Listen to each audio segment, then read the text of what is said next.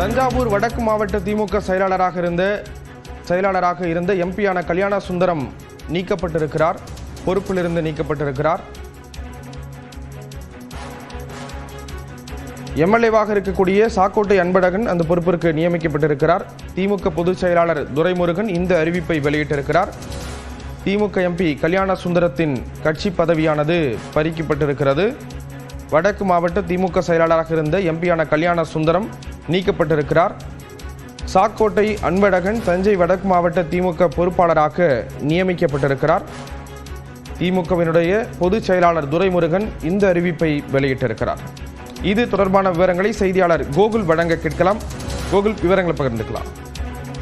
தஞ்சாவூர் வடக்கு திமுக மாவட்ட செயலராக இருந்த மாநிலங்களவை உறுப்பினர் கல்யாண சுந்தரத்துடைய மாவட்ட செயலர் பதவியானது பறிக்கப்பட்டிருக்கிறது.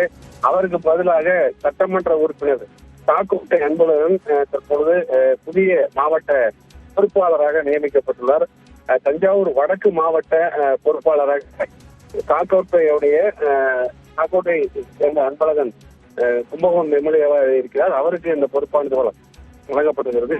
தொடர்ந்து கல்யாண சுந்தரம் மாநில உறுப்பினராக பணியாற்றி வரக்கூடிய நிலையில அடுத்த ஆண்டு சட்டமன்ற தேர்தல் நடைபெறக்கூடிய நிலையில திமுகவில் சில பொறுப்புகள் மாற்றம், சிலருடைய பதவிகள் பறிப்பு, சிலருடைய செயல்பாடுகளின் அடிப்படையில பதவிகள் மாற்றம் உள்ளிட்டவை நடவடிக்கை எடுக்கப்படும் என்று முதலமைச்சர் அறிவித்திருந்த நிலையில தற்போது தஞ்சாவூர் வடக்கு மாவட்டத்துடைய செயலாளர் மாற்றப்பட்டு புதிய மாவட்ட பொறுப்பாளராக சாக்கோட்டை அன்பழகன் எம்எல்ஏவை திமுக தலைவருடைய பரிந்துரையில பொதுச் செயலர் துரைமுருகன் அறிவித்திருக்கிறார்.